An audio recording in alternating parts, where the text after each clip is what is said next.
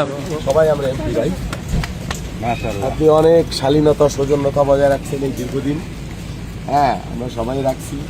নির্বাচন হওয়ার হয়ে গেছে, আমরা সকলে মিলে আমরা ইনশাল্লাহ শান্তিপূর্ণ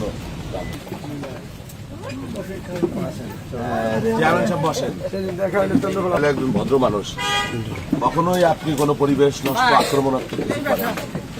আমি খেলি কোথেকে কি আইসে একটা পরিবেশটা শেষের দিকে আইসে একটা খোলাটে করে দিল। যাই হোক,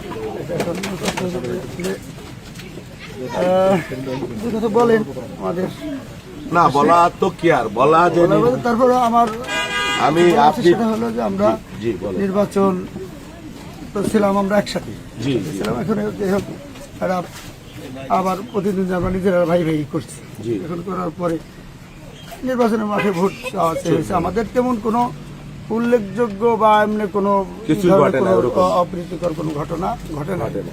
আলহামদুলিল্লাহ আমরা সম্প্রীতির বন্ধনী ভাঙ্গা এই 17 বছর প্রদর্শনের আসনটা যেভাবে নির্বাচন হয়েছে, আসলে কি ঘটছে এখানে? কিছুই ঘটে না। না কিছু এইভাবে একটা জাতীয় সংসদ নির্বাচন হয় আমি ইতিপূর্বে দেখিনি। এইটাই ইনশাল্লাহ এটা মনে হয় একটা রেকর্ড। যাই হোক আলহামদুলিল্লাহ ভালো হয়েছে। এই জন্য আমাদের নেতা কর্মীরাও তো ভোট চাইছে, তারাও মাঠে ছিল। এই জন্য তাদের প্রতি তারা ভালো। না না, আমার বক্তব্য পরিষ্কার। ব্যক্তিগতভাবে আগেও বলছি যে আমরা যারা নির্বাচন করছি সবাই ভালো মানুষ। সরার ভাই তো অসাধারণ, আলহামদুলিল্লাহ। ওনার প্রতি আমার কৃতজ্ঞতা। উনি ওনার প্রচারণার সময় কখনো কোনো আক্রমণাত্মক কোনো কিছু আমি পাই নাই ওনার কাছ থেকে। এবং আমাদের নেতাকর্মীদের মধ্যে এরকম কোনো পরিবেশ কখনো ঘটে নাই। এবং শান্তিপূর্ণভাবে সুন্দরভাবে এত বড় নির্বাচন, এত বড় এলাকা আমরা কোন রকম সংঘাত সহিংসতার সাথে করতে পারলাম, এটা তো আল্লাহর কাছে মানে শুকরিয়া, তাই না?